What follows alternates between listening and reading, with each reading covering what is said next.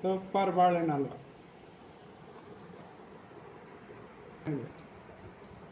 ನೋಡಿ ಬಾಳೆಹಣ್ಣು ಹಲ್ವ ಎಷ್ಟು ಸೂಪರಾಗಿ ಬಂದಿದೆ ನೋಡಿ.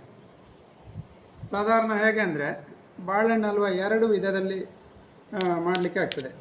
ಒಂದು ಸ್ವಲ್ಪ ಮೆದು ಇರುವಾಗಲೇ ತೆಗೆಯೋದು, ಇದು ಸ್ವಲ್ಪ ಏರು ಪಾಕ ಮಾಡಿದರೆ ಉಂಟಲ್ಲ, ನಮಗೆ ತಿಂಗಳುಗಟ್ಟಲೆ ಇಡಲಿಕ್ಕೆ ಆಗ್ತದೆ, ಇದನ್ನು ಹಾಳಾಗೋದಿಲ್ಲ. ಅದೇ ಸ್ವಲ್ಪ ಮೆದು ಪಾಕ ಆದರೆ ಒಂದು 15 ದಿವಸ ಇಡ್ಬೋದು ಅಷ್ಟೇ, ಅದಕ್ಕಿಂತ ಜಾಸ್ತಿ ಇಡಲಿಕ್ಕೆ ಆಗೋದಿಲ್ಲ.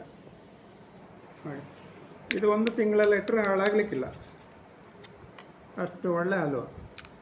ಸೂಪರಾಗಿ ಬಂದಿದೆ ನೋಡಿ, ಹೇಗೆ ಉಂಟು ನೋಡಿ.